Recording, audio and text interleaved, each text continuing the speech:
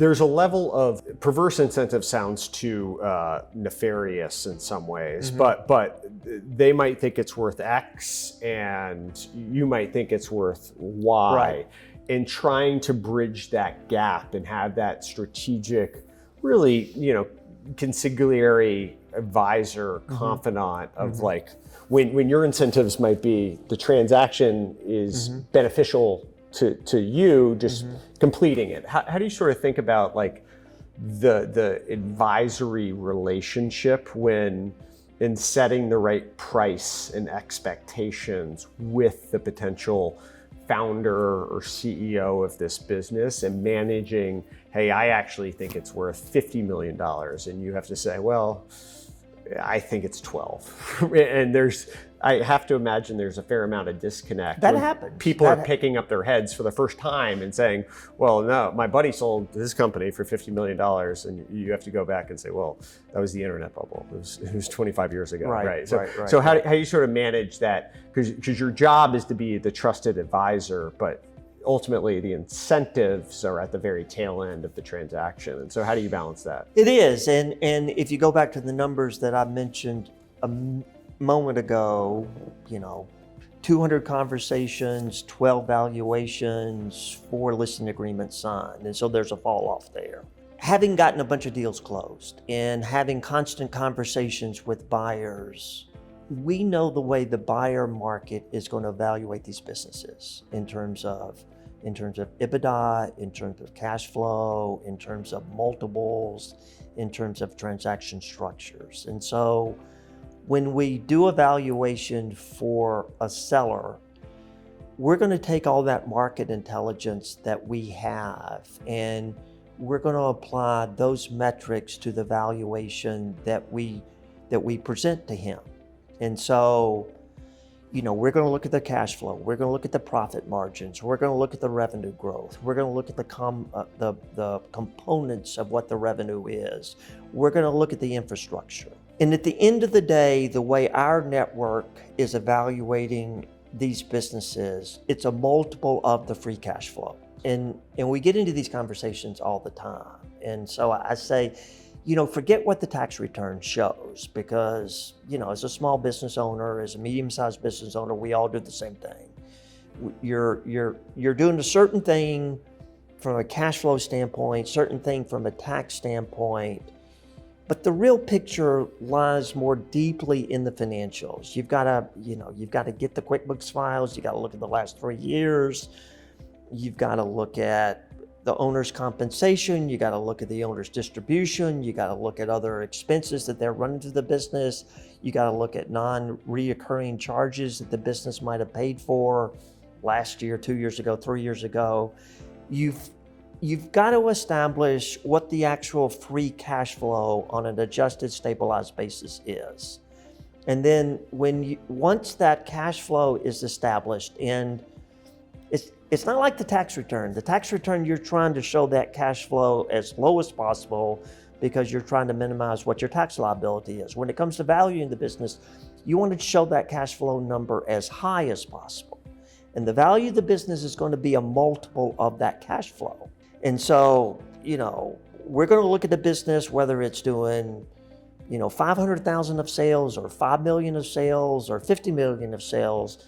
We're going to determine what the actual free cash flow of the business is, and then we're going to apply the appropriate multiple to that free cash flow, and then that's going to determine ultimately what the value of the business is. Now, if a buyer is buying that business, they're buying the cash flow. They're buying the company's ability to produce stabilized, consistent, growing cash flow, and they're projecting what they think their ability is to grow that cash flow. And so if they're buying the business, they're buying the cash flow. And if they're buying the cash flow, all of the assets that are needed to generate that cash flow, they're expecting those assets to come with the transaction. So trucks, equipment, inventory, employees, websites, client files, all of that's needed to generate that cash flow, they're buying those assets, and those assets are going to come with the buyer as part of the transaction.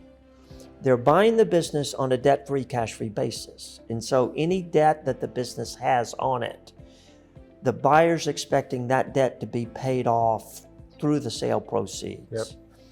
Any assets, any cash and receivables in excess of whatever our predetermined working capital is, anything that's in excess of that, the owner gets to take that with him in addition to the purchase price.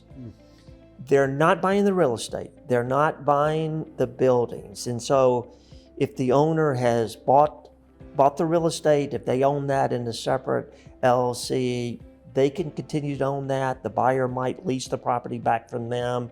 If they want to, sell the real estate separately, they can. Our buyers are not buying the real estate. They're buying the operating business itself. Owners sometimes, they'll have a number in their head. I think my business is worth 50 million. And we'll come back and say, well, we only think it's worth 20 million or whatever the number is. And, we're going to give them an honest assessment as to how we think our market's going to value that business. And if there's a gap between what they feel like the business is worth or what they need to sell the business for, because, out of the sale process, they got to pay fees, they got to pay taxes. And so if they sell their business for 10, they're not going to put 10 in their pocket. They got to pay taxes and fees, and they might put, 7 in their pocket. And so, they've got to make the determination based upon our valuation if they think that number makes sense for them or not. So it sounds like, to distill it down, you have a database of comparable company analysis. And so you can point to say, hey, this business had a similar profile, and yes, it's different because it's in Waco, Texas and not Dallas, Texas, or yes, it's different because it was 10 million in revenue and not 25 million in revenue.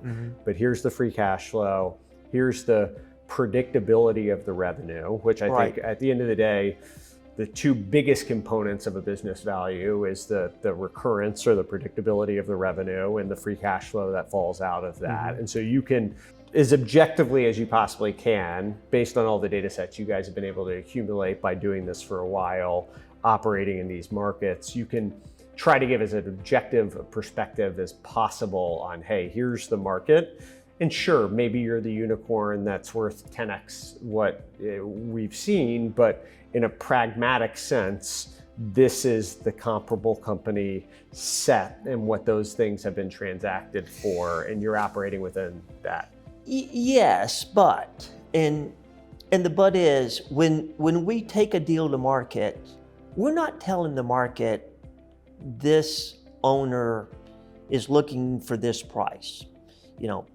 I don't know, 6 million, 10 million, 15 million, whatever the number is. We're letting the market and competition in the market ultimately determine what the business sells for. There was an example of a deal that we closed about a year ago. We did the valuation. We came back to the owner, said, we think your business is worth around 6 million. He was happy with that number. And he said, let's go get the thing sold. I'm ready to go play with the grandkids. We ran a process. We got multiple offers. He ended up selling the business for 9. And so the ability to run a competitive process, the ability to get solid competition from well-qualified buyers, that's going to bid the ultimate value that a buyer is going to be willing to pay for the business. And so being able to run this process and get good competition and good interest and have them sharpen their pencil and maybe come back a couple of times and, well, I said 6, but I think I can pay 8, or I said 7, I think I can pay 9. All that really matters. Matters a lot. Nothing helps drive prices more than multiple bidders around the table. Good competition's healthy.